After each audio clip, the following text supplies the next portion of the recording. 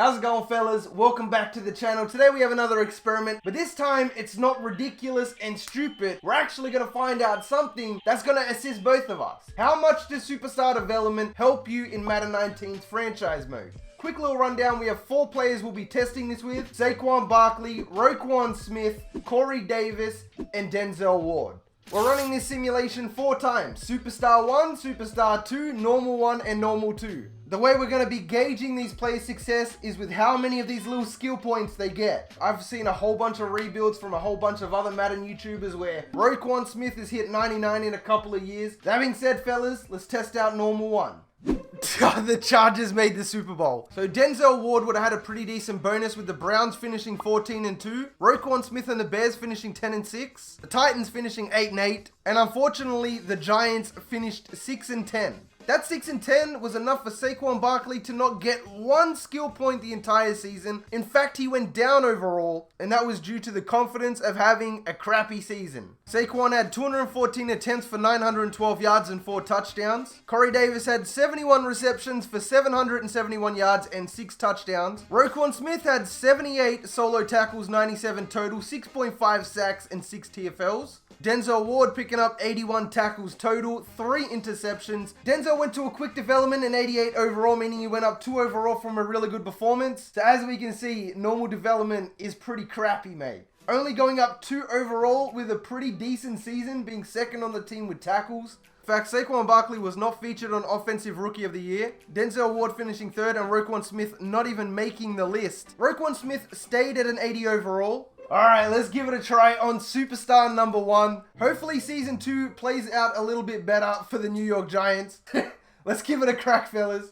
At the end of Season 1 for the Superstars, Saquon Barkley only getting 3 skill points. That would take him up to a respectable 88 overall, and that was after finishing 2nd on Offensive Rookie of the Year. Roquan Smith finishing 4th with the 12-4 Bears. And Denzel Ward finishing 5th with the 6-10 Browns. My goodness, they are inconsistent. But would you look at that overall? Now we're starting to get some headway. Starting off at, I believe, an 86 overall. At 22 years old, going up to a 92 is absolutely insane. By the time he was 24, he would probably be a 99 overall. Imagine if the Browns had gone 12-4 like they did on the normal development. Roquan Smith getting a piece of the action as well, going up from an 80 overall to an 86. He is also 22 years old. By the time he was 24 or 25, he would be in the high 90s, no doubts about it. Also, Corey Davis going up to an 88 overall. So not the most dramatic increase, definitely the least of all of them. But still, once again, at age 24, that is very respectable. And by the time he was 26, he would definitely be around mid-90s.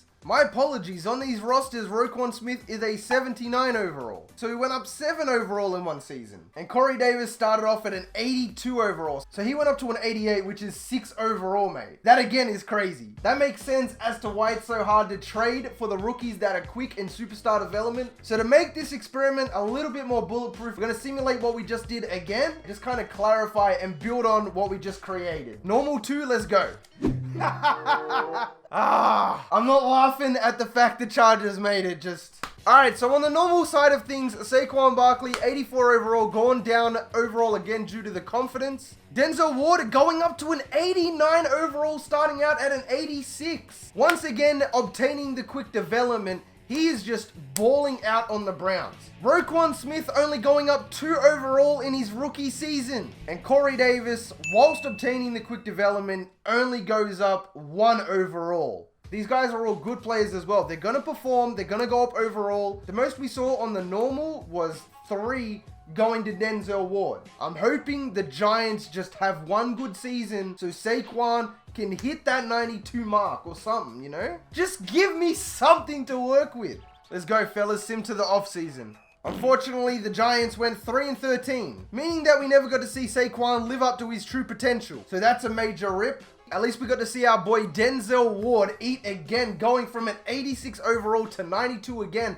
with that superstar development. With the Bears, Roquan Smith going from a 79 overall to a 91. Technically an 89, but the 2 confidence. So in totality, he went up 12 overall. Nearly 13 if you look at the bar. Only 1,100 away from doing that. Meanwhile, in Tennessee, Corey Davis going from an 82 overall to an 87 again. So the least overall we saw was obviously from Saquon being like 2 and 3. But after that, you've got a minimum of 5. So even though you might have a superstar player, you still kind of need them to ball out. You can't just stick Saquon behind no O-line and expect him to go up 10 overall.